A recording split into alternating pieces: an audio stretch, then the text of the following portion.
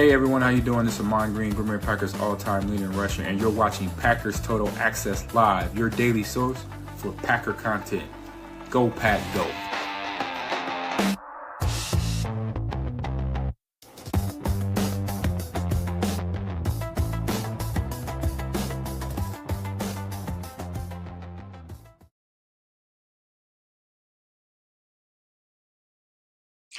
What's up, guys? Welcome into Packers Total Access. My name is Clayton. You can check us out on packernet.com. Find me on Twitter at Packers_access. Going live here for a quick little afternoon show. Hopefully, everybody's having an awesome Thursday, October the 30th. Hopefully, you got your Halloween costumes picked out. You're ready for the festivities tomorrow. Boy, it gets dangerous when Halloween falls on a Friday. Let me tell you, there's going to be some wildcats out there. I know Jacob will be on the prowl.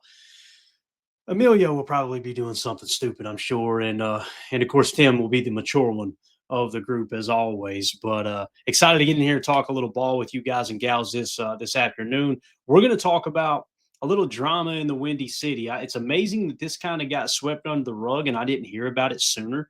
You guys know I've been pretty vocal about Caleb Williams, and when he was drafted by the Chicago Bears, my official stance was just looking at the quarterbacks in that class. Caleb, listen, I don't want to make this sound like Caleb was, it was obvious this guy was a bust, right? And I'm not even saying he's a bust to this point. However, the things they're dealing with, this was all over the tape. You know, a guy that's taking sacks and making stupid decisions, right? Also, the drama that comes with Caleb Williams. You know, he seemed to be a player in college that liked to draw attention to himself constantly, right? I know they said that he was all over billboards in California. And obviously he transfers, follows his coach to the West Coast to play for USC. And my first experience with Caleb Williams, just to give you a little background, is it was real simple. He played Notre Dame. He painted his nails and put FUND, if I remember correctly, right? You guys read between the lines there, right? FU Notre Dame. And listen, it's not about the fact that I'm a Notre Dame fan that, hey, you know, that upset me. This is a guy that's going to lead a franchise. That's the type of quality of person. That's the type of character you want to be the CEO of your organization. I mean, think about the great quarterbacks in the history of the game, right? Just from a Packers standpoint, you think of Bart Starr. You're talking about the ultimate professional athlete, right? You're talking about a guy who was a leader of men.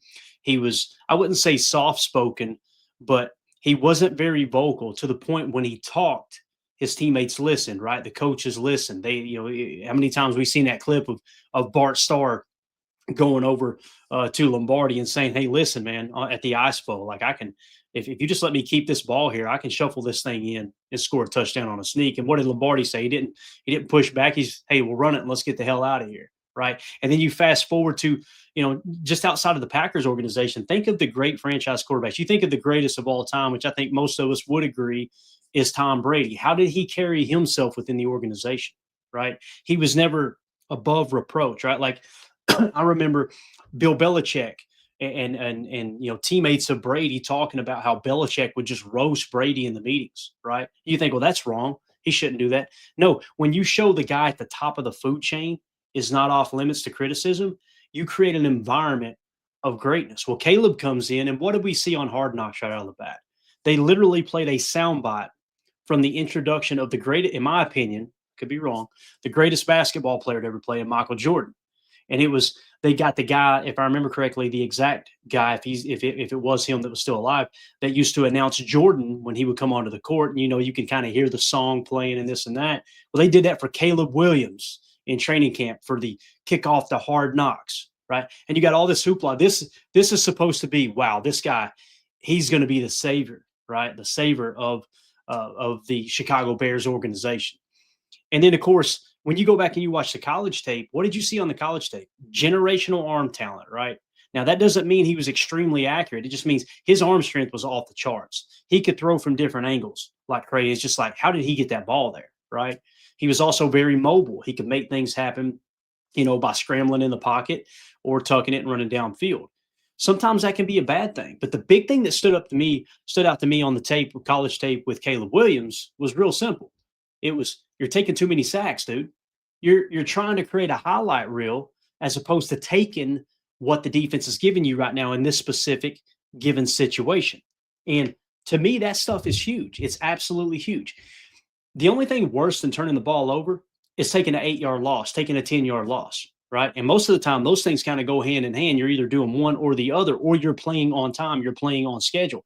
Ben Johnson's scheme is not built for a mobile quarterback to make things happen in secondary windows, right? It's a positive if you can extend a play when you need to. But if the trade-off for that is every time a play breaks down, you're just going to look to scramble immediately rather than let me get to the answer as quick as possible. Jared Goff is not a mobile quarterback. He thrived in Ben Johnson's scheme, right? So let's just dive into how we got here. All right. Now, and the reason I wanted to point that out is just give a little background. When I graded the quarterbacks, when I looked at that class, I was on the record on our particular program saying if I were the Chicago Bears, and I said, I hope they don't do this, but if I were the Bears, I would have went to Washington and said, hey, what would you give us for the number 1 pick? And the reason I would have done that is because you had Caleb Williams and you had Jaden Daniels in the same tier. Now, I had Drake May higher than a lot of people did, but I didn't have him in the same tier. So I'm not going to sit here and play Monday morning quarterback and say I would have drafted Drake May over Caleb Williams. That would have been a tough decision. But my point was, if the grades are the same and everyone under the moon is saying, hey, we want Caleb, man, Caleb's a slam dunk number 1 pick. Why not make another team potentially make that mistake? And if for some reason they do still go with a Jaden Daniels, or they would have drafted Drake May at number 2, and you have to take someone like Caleb Williams, then okay, you feel a little bit better about the decision. You got a little bit of draft capital, and you were the one who was in control of that entire process. The problem that we've run into is Ryan Poles, the general manager for the Chicago Bears. He made the decision, oh, no, this is our guy. And I'm going to read a couple things to you that we put together in our Patreon group that came from Tyler Dunn's article. I think it was called House of Dysfunction. And I'm going to post a link in the Patreon article. And you guys, obviously, it's all over X. Go read it. It's a heck of an article that he put together on this whole situation. But the point is, he got tunnel vision. Ryan Poles decided this is our guy, and we're not going to deal with anything. I remember Matt Eberflus going out to USC's pro day, and they said he was just draped all over Caleb. They were just infatuated with Caleb Williams, right? It's amazing what you can do and what you can portray on a football field when you're in shorts, right? No pads, and everything is scripted to make you look extremely good for scouts. That's why, in my opinion, the combine is so important. If I remember correctly, I could be wrong here. You guys correct me if I'm wrong in the chat, but I don't think Caleb did a whole lot at the combine, if I remember right. I could be wrong there. So maybe it was just kind of how I seen things, and it was a little bit of tunnel vision on my part, right? Biz1987 in the chat said, yes, the 3 constants in life, death, taxes, and the Bears missing on a first-round quarterback. This isn't the first time this happened, right? If you guys remember, I could be wrong, maybe misremembering, but I think they selected Mitch Trubisky over Patrick Mahomes. Does that sound right? Do you guys let me know in the chat as well? I think that's how that fell. Anyway, let's get into this here, okay? I put an article together and obviously threw it up in the Patreon group. Another huge mistake, with a question mark. Because listen, I'm not saying Caleb can't be a good NFL quarterback. We're just talking about what's happened up to this point. And let's just kind of lay it out here, okay? So again, courtesy of Tyler Dunn's article, House of Dysfunction. I'm going to read a little bit. This is a little bit long-winded, but I think it's important to kind of set the groundwork of how they got to drafting Caleb Williams. And I'm going to show you a little bit of tape and show you a mistake he made in this previous game, this last week's game, that really did cost the Chicago Bears the game. All right. So Ryan Poles, Chicago Bears pre-draft film review. So in this article by Tyler Dunn, they're talking about Ryan Poles watching the tape with other guys in his organization, and they're trying to make a decision on a quarterback. All right. The worst of football moments of Drake May's collegiate football life were plastered on the screen for all to breathe in. This was no accident. Multiple people inside the 2024 draft meeting say they knew exactly what Ryan Poles was up to. Quote, "He's not sneaky," end of quote, recalls one scout, and he thinks he is, end of quote. So these are people that are no longer in the organization. To the best of my knowledge, I think they're out of the organization now, that Tyler Dunn and his crew went and interviewed. And this is what they're saying about Ryan Poles, okay? The Chicago Bears general manager, it appeared, was implanting the worst possible first impression he could inside the minds of his personnel men. Okay. It wasn't pretty. Under constant duress, he completed less than half of his passes versus Clemson. He ran for his life versus Miami. They're talking about Drake May in this situation. Clicker in hand at the center of the room, Ryan Poles repeatedly hit rewind on errant passes, and it didn't take long for those echoes of geez to turn into outright laughter. Poles and his confidants were not interested in sparking a substantive, I'm saying that right, conversation about the North Carolina quarterback. This draft meeting resembled a bully in the high school cafeteria seeking toadies. Any veneer of scouting objectivity was shed. Drake May escaped free runners, threw at awkward angles, sailed incompletions. At times, the spiral of his ball was off. Other times, the receiver broke in and the ball was thrown out. All funky plays were magnified and mocked to make it appear as if this is exactly who he'd become as a pro quarterback. So you see, he's kind of painting this picture. He's trying to get his guys in the room to agree with his assessment on something. So he quite literally put together a low light reel. Let me hit timeout. Let's jump over to how Bill Belichick scouted players. There's multiple people in Bill Belichick's organization over the years that said there were multiple occasions where he would stop people during the pre-draft process and say, stop telling me what he can't do. I want to know what he can do. What can he provide for our football team? So Belichick, while he was creating that dynasty in his prime out there in New England, he was looking at it through the lens of we need to find the pieces we need to win. What can they do? What can they add? How can they add value to our organization is how he looked at it. Ryan Poles, on the other hand, went totally the opposite approach and put together a low light reel for his scouting department to get in there and mock and laugh at Drake May so he would feel better about drafting his guy. That's essentially, allegedly, what's taking place here. All right. Poles chimed in, quote, "This tape makes my chest tight." One source recalls the GM saying, all but a select few scouts broke out in laughter. One brave soul did speak up, Chris White.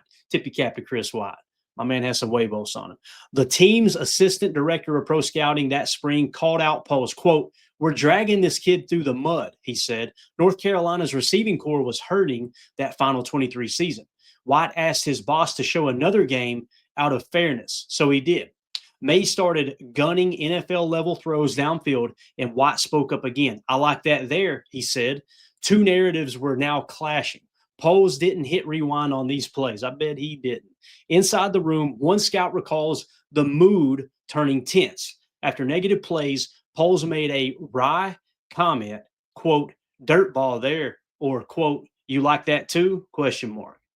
So he's literally scoffing at this scout that told him, hey, why don't we watch a good game from him? Why don't we just watch the lowlights, right? Laughter picked back up. The team's area scout, Ryan Kavanaugh, I think is how you say it, flatly stated that he didn't believe May was a very good player, and Poles jumped in to reset the temperature of the room. "I agree," he said. Eventually, the GM set the clicker down. "This guy," he repeated, "makes my chest tight watching this." He's talking about Drake May. Case closed. May was stacked out of the first round. They made fun of him, says one Bears scout in the room. They laughed. The GM laughed Drake May off the screen and cut the tape off. Now, let's fast forward, okay? We're going to talk about Drake May in a minute. Now, let's go to current day Caleb Williams. Again, coming out of college, what were the problems? Held the ball too long. He took a lot of sacks. He would often look at the first read and then look to scramble. Guys, you do that in the NFL, you're toast. You're absolutely toast. That's why it's important to draft and develop a quarterback. Let him see a pro in front of him do it, like Patrick Mahomes watched Alex Smith do, right? Like Aaron Rodgers watched Brett Favre do. Honestly, like Brett Favre watched Don Majkowski do for a very short time. The plan wasn't, let's just throw Favre out there, right? So with that being said, I see the super chats. Thank y'all so much. I'm going to hit those at the end of the show. So as everything kind of fell into place, right?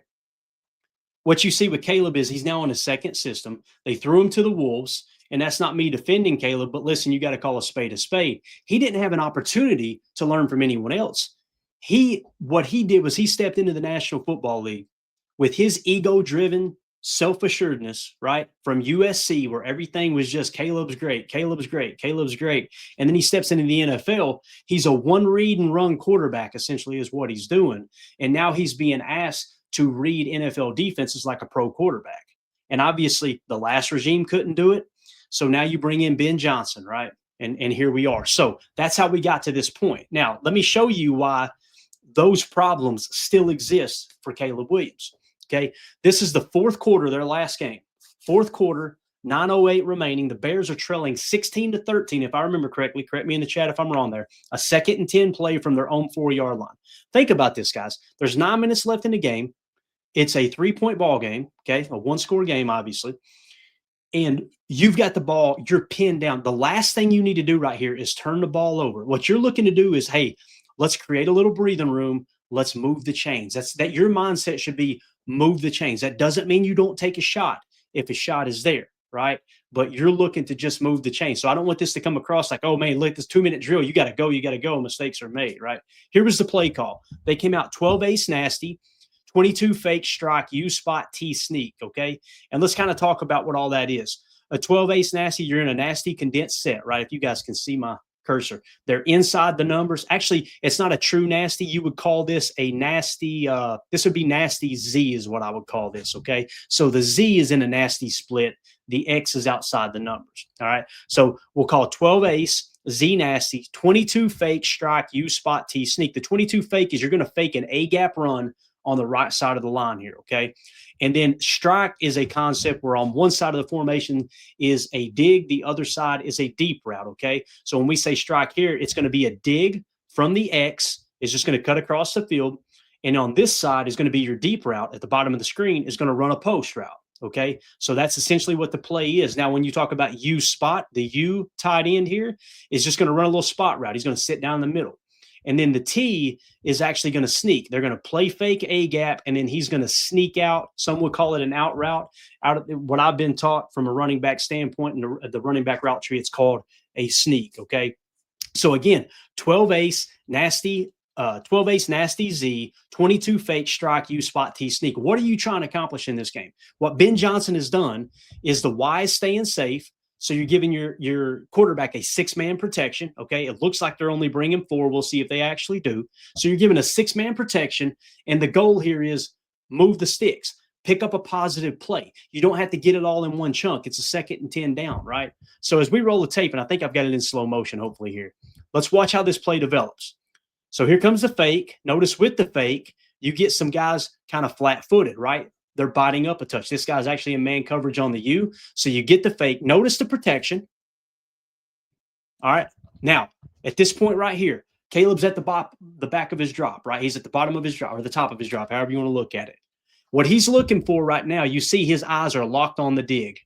You could possibly throw that dig. You see this lurker here who's kind of pinched down on the U spot. If you're going to throw that dig, when you've got a dig route, you've got 2 windows you could throw into.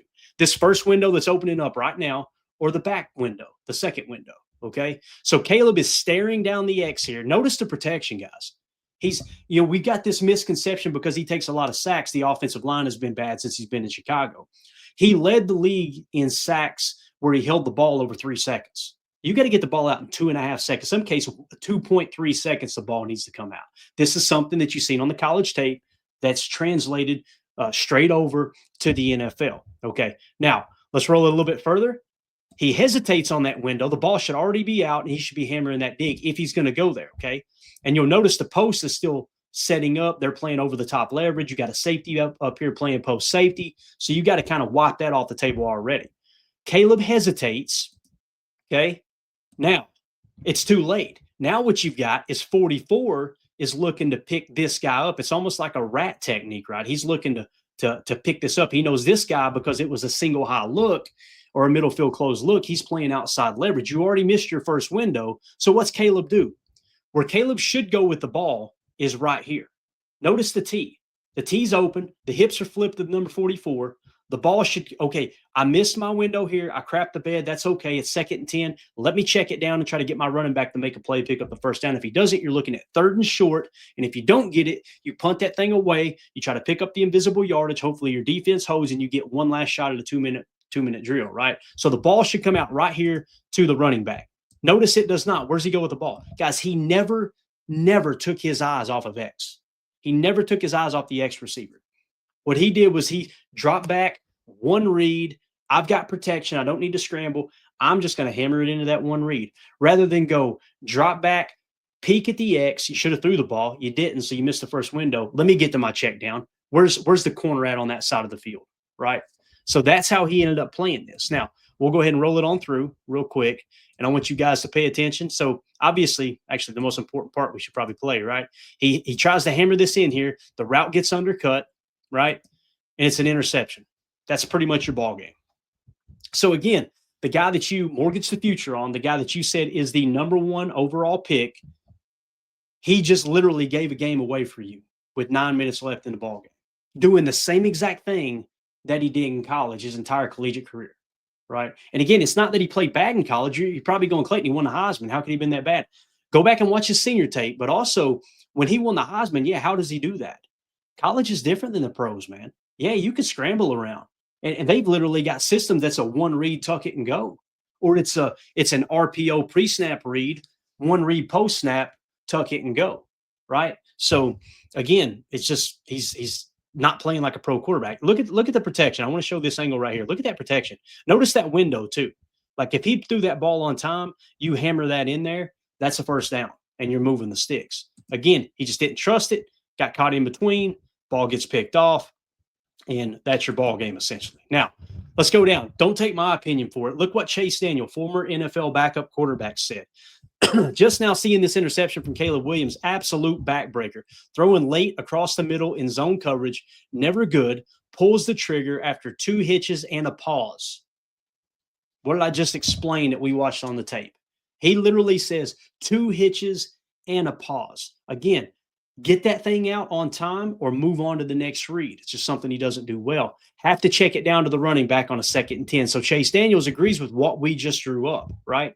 So again, if he dumps it off here, there's a chance he picks up the first down, or at least you make it a 3rd and manageable. Now, let's move on to what I think is the bigger problem, and that's called zero accountability. All right. Check this out. I just found this out today too. Marquee Sports Network tweeted it out, and there's multiple people that covered it. And I feel like his tweet, they did a really, really good job. Again, this is at Watch Marquee. They did a great job of describing it in a split screen tweet here, essentially. Ben Johnson and Caleb Williams reacted to the quarterback's 4th quarter interception in Bears territory. Here was Ben Johnson's quote on that play. We just broke the play down for you, right? 12 ace, what was it? 12 ace, Z nasty, 22 fake, strike, U spot, T sneak, right? This is what Ben Johnson said.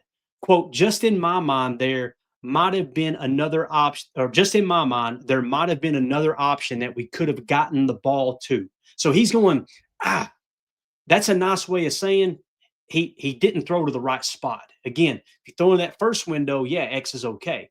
But you're going to X in the second window on the dig, you've completely screwed the pooch, right? Now, that's how Ben Johnson responded, right? Yeah, probably a better option there, meaning check it down to the running back, you knucklehead. He said it in a nice way. Now, what did Caleb Williams say? It was a good read. I just didn't give a good ball to Rome, talking about Rome Odunze. So think about that comment right there. I didn't read it wrong. I didn't make a mistake. I've got the talent to throw a better ball there and complete that. God, you're missing the whole point of the mistake that was made. It had nothing to do with the placement of your pass. And again, this screams a player who has been told his entire life, just like I say all the time, he's got a generational arm talent. Like this guy's got a cannon on it, right? He's been told that his entire life. So he thinks, well, I don't really have to study that hard. I don't have to make the right read per se. I've got the athletic ability, which, by the way, running the ball, he's been clocked multiple times this year at 20 miles an hour running the football. Dude got crazy wheels that a lot of people don't understand.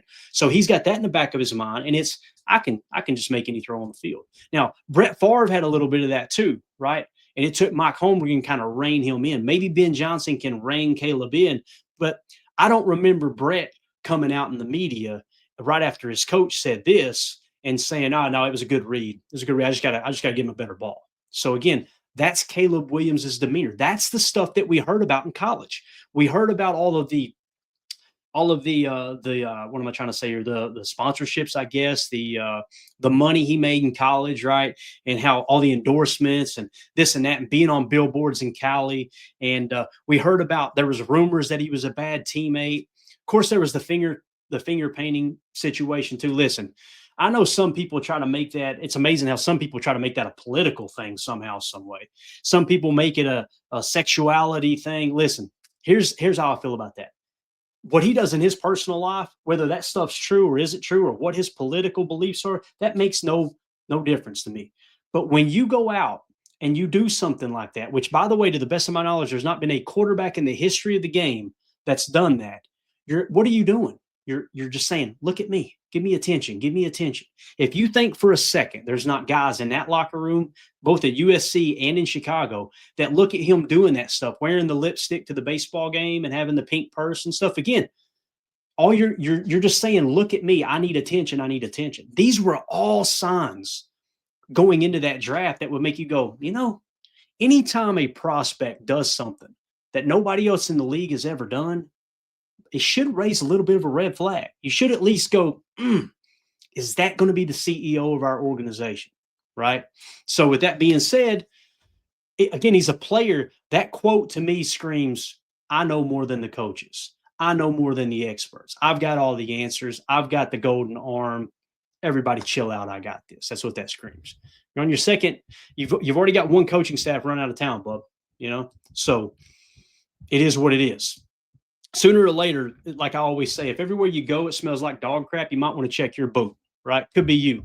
Now, I want you to look at Ben Johnson's reaction. This was in game after 3 straight incompletions, okay? So this is after a 3rd straight incompletion that Caleb threw. And Andy, I see the super chat. Thank you, buddy. We're going to get to it as soon as we get through or on the back side of the show here, man. Thank you so much for that. So watch Ben Johnson. Now, he said a wordy dirt. We're not going to repeat here on the program. But again, watch it one more time.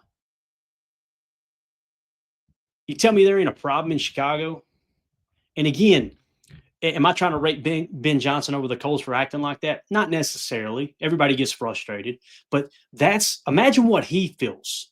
He's now a head coach of an organization who the general manager, by the way, just got a contract extension, right? Huge contract extension for Ryan Poles. As a Packer fan, thank God he got that contract extension, because I feel like this guy doesn't really know what he's doing, to be honest with you. So with all that being said, the GM just got the contract extension. You just got hired as the head coach, and you're inheriting a quarterback that is not picking up your system fast enough. You guys remember there were signs early in the year too, in the preseason, in the training camp. You guys remember when they said they were trying to dumb down the playbook for Caleb? They were trying to limit the amount of plays. They wanted to kind of do it in a little more stretched out installments for Caleb, because maybe things weren't clicking. There was reports of that, and it just kind of got brushed under the rug by Chicago fans, like, oh no, that's all fake, it's not a real thing.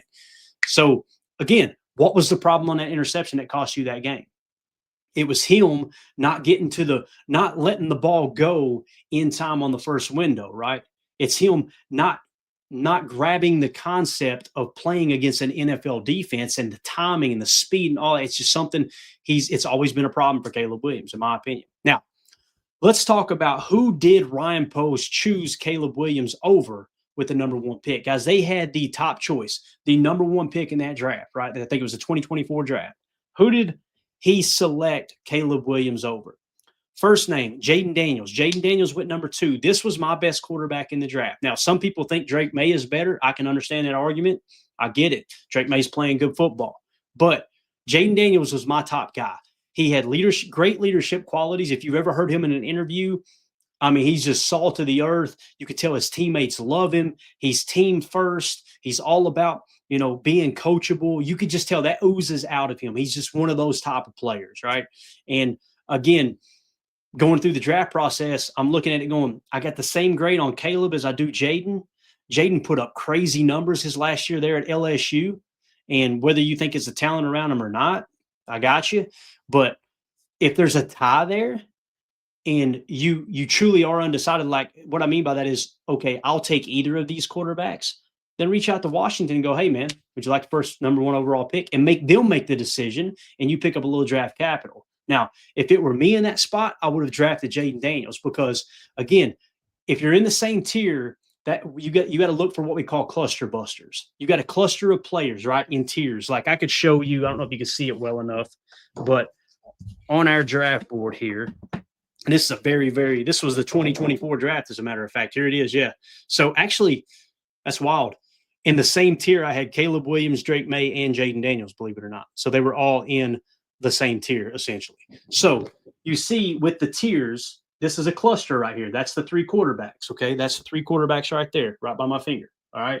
Now, why do I bring that up? When you've got guys in the same tier, okay, or very, very close to being the same tier, you've got to find what Daniel Jeremiah and Bucky Brooks call cluster busters. What does that mean? You got to find ways to separate those prospects, okay? To separate those prospects and go, okay, they've all got the same grade. We see them as equals. Now, what is the most important aspect outside of what is within our grading system, or within our grading system, maybe a key trait that we deem more important than the others if we had to pick one, right?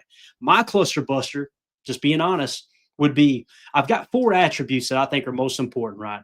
You've got accuracy, you've got quick release, pre-snap read, post-snap read. Those are the 4 things I think are most important with a quarterback. Let's assume all of them showed the same thing, although we know now that Jayden Daniels was showing a lot better ability to read defenses as opposed to Caleb Williams, who was always kind of that one read and run type quarterback. So let's say leadership could have been a cluster buster, right? Hands down, I would have went to Jayden Daniels. So if it were me making that pick, I would have definitely taken Jayden Daniels over Drake May. And I'm going to be honest, I probably would have taken Caleb Williams over Drake May because Drake May was kind of a lot more of a raw build, like this ball of clay you're going to try to mold into a pro quarterback. So I don't want to sit here and pretend like, even though I had a very, very similar grade to all 3 of them on our board, that I would go, oh, I would have hands down taken Drake May over him. I'm just simply pointing out, Ryan Poles gets paid a lot of money to make the right decision, and he completely screwed the pooch here. Now, Jayden Daniels, PFF grade last year, as a rookie, the 5th highest graded quarterback in the league at a 90.6. This year, he's taken a step back, but still a 76.5. He's the 13th highest graded quarterback in the league this year. So Jayden Daniels been a great quarterback up to this point. Let's move on to Drake May. Rookie year, 70.1. This year, that was the 29th highest graded quarterback. Yeah, 29th. This year, he's jumped all the way to 5th at an 87.1 PFF grade. So again, what you've got here is you've got Jayden Daniels, who had an elite grade last year, and Drake May, who had an elite grade this year. Let's move on to, and Drake May was taken pick number 3 by the New England Patriots. Let's move on to Bo Nix. A lot of people laughed at Bo Nix and, oh, he's too old. I mean, you see he's 25 and a half years old, right? Isn't it amazing how, and I talk about this every year during the draft season. It's amazing to me how we talk about a prospect who is a year and a half or 2 years older than the other prospects. Well, they're too old. Age is a problem. But then the second they get in the league, it's, well, they're very inexperienced. You telling me that extra year or 2 years playing quarterback at a high level in college football it doesn't even matter? That's why I kind of scoff at that. And you've got a guy that's coming out at 29 years old, something weird like a Chris Winkie type thing from the early 2000s. That's a different ballgame. But you're talking about a year and a half, 2 years difference. Bo Nix was more pro ready. And Sean Payton, who I think we would all agree, he knows how to find a quarterback. Taysom Hill obviously has been kind of that or am I trying to say that Swiss Army knife type player in New Orleans. And obviously they seen him more valuable to the Saints organization when Sean Payton was there than the Packers did. A lot of people don't know the Packers actually had Taysom Hill originally, right? Taysom Hill showed really, really good quarterback skills if you needed an emergency quarterback. And obviously he was such a good player, they wanted to get him on the field more often. But nonetheless, they went out and kind of handpicked Drew Brees too, if I remember correctly, right? He was the guy that was going to help them rebuild the New Orleans Saints right after Hurricane Katrina, if you guys remember that. So Sean Payton seen Drew Brees kind of get dumped on his head by the San Diego Chargers at the time of San Diego Chargers, who drafted Phillip Rivers to replace him. And he said, oh, this dude's got everything I need to be a quarterback. Well, guess what? He watched the tape. Sean Payton, this was on the Pat McAfee show too on draft night. I think Sean Payton might have actually joined them that night. Someone joined, and they talked about how much Sean Payton liked Bo Nix. Bo Nix last year, 78.3 his rookie year. This year, 70.9. When you see rookie quarterbacks in their first 2 years in the league, grade out in the 70s like these guys are, you're talking about top dogs in the league, because you may have a sophomore slump, right? Which you're seeing here. You may have a guy that struggles the first year and then really jumps the second year. That's what you're looking for, is this sign of, okay, now we know what his ceiling is. All right, now we know what his floor is. We kind of got a realistic expectation on how good that player is. All right. So now let's move on to Caleb Williams. I didn't even put his PFF grade up in here. I need to do that real quick. I'll get it on the screen for you guys. But I want to point out he's 29th in passer rating. So when it comes to Caleb Williams and you look at passer rating according to NFL Pro, he is 29th in the league amongst other quarterbacks in passer rating. Guys, listen, that ain't going to get it done. And it's one thing that, if this is, let's say that Caleb Williams was a free agent you picked up for $7 million off the street. That's a different ball game, right? But the fact that you thought this is the guy that's going to lead our franchise, and he's grading out 29th best in passer rating, that's just absolutely wild to me. I'm going to try to get his grades up real quick. I want you guys to see, and I'll put it on the screen because I think we pretty much covered everything there. Yeah, let me go ahead and close that out, and let's get Caleb Williams's PFF grades. Now, keep in mind what we just had, right? We showed you guys grading out in the 90s, right, from that same class, and then stabilizing in the 70s. Here's Caleb Williams' grades so far. If you look at the bottom of the screen here, if you could see, 67.6 last year. This year, 67.4. You're not seeing any kind of increase. You understand what I'm saying? Like when you look at the passer grade last year, 63.5, so he jumped 1 point to 64.5 this year, but you still got a quarterback that's grading out significantly lower than the others. What I see with Caleb Williams is exactly what we've seen in college. And maybe it'll change, right? Maybe it'll get to the point where things just click. I think he's got to get out of his own way, and you can't be going out in press conferences going, no, I made the right read. I just threw a bad ball there. Bro. And your coach, imagine the disconnect with the coach when he heard that. Like, this guy really thinks he made the right read there. Anybody who's got two eyes to see the tape knows you literally stared down the receiver, didn't throw into the first window, threw into the second window when you had a rat, you basically had a rat cover guy poaching underneath, and the answer was right in front of your front side. This wasn't like I got to swing all the way back around to the third read to the backside, a backside swing or something.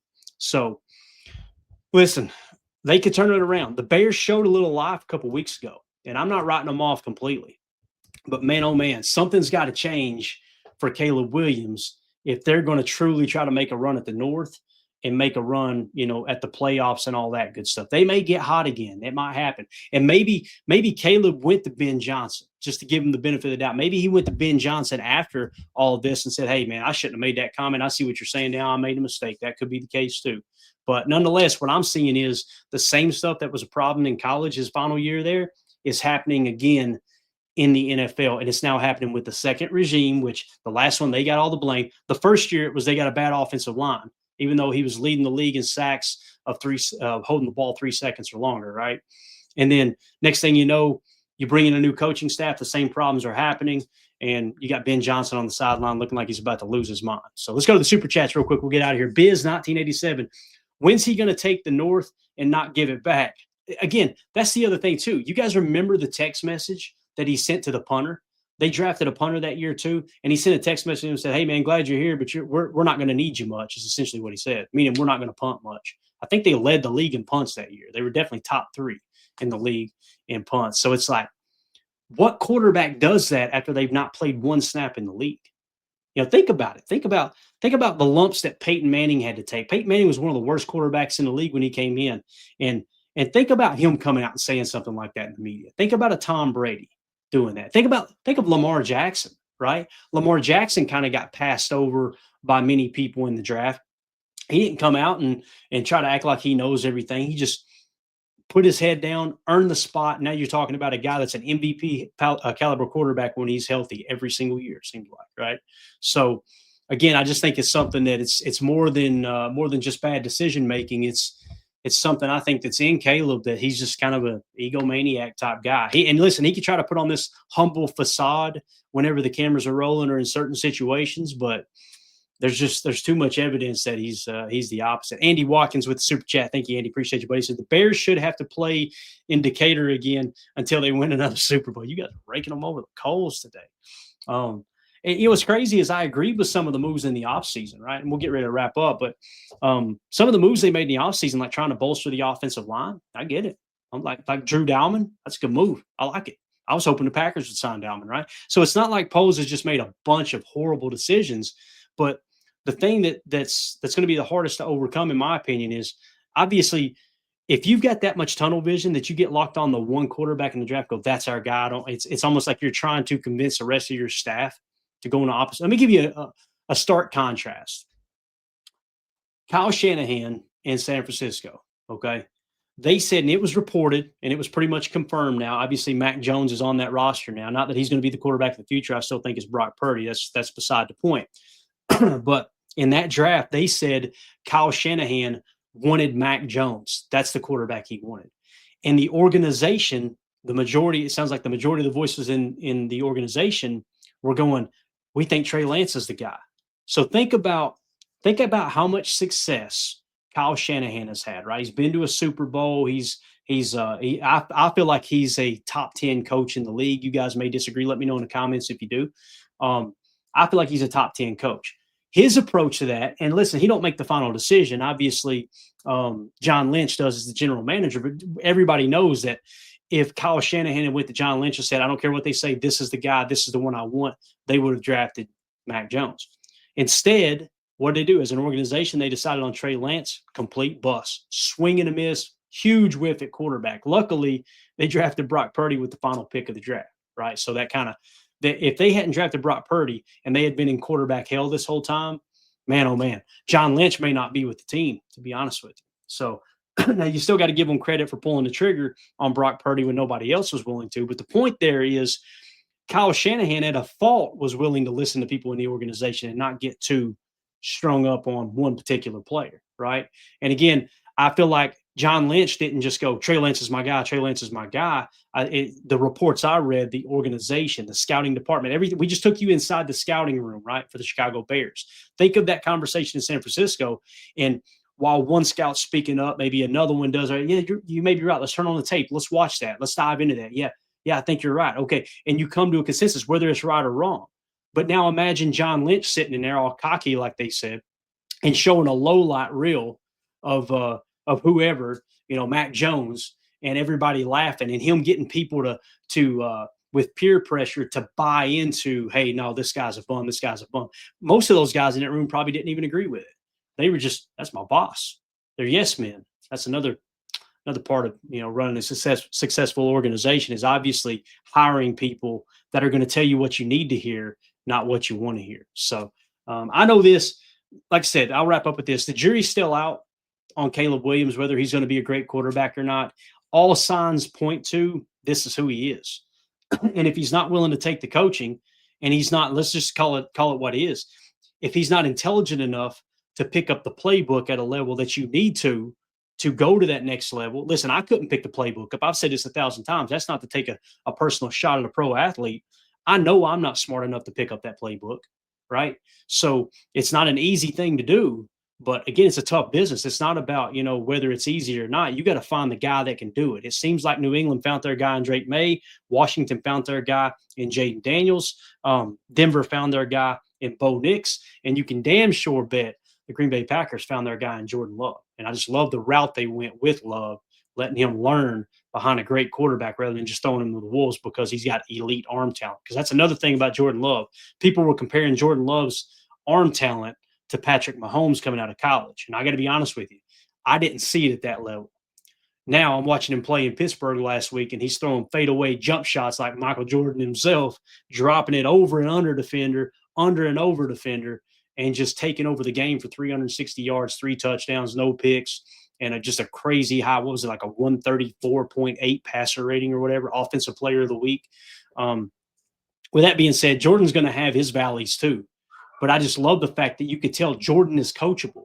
Jordan would not go against his coach with a comment like that, right? It just wouldn't happen. So 2 different people. And again, it comes down to leadership skills. It comes down to what I call social IQ. to me, social IQ, and maybe others disagree, it's your ability to understand how other people see you, how they perceive you, right?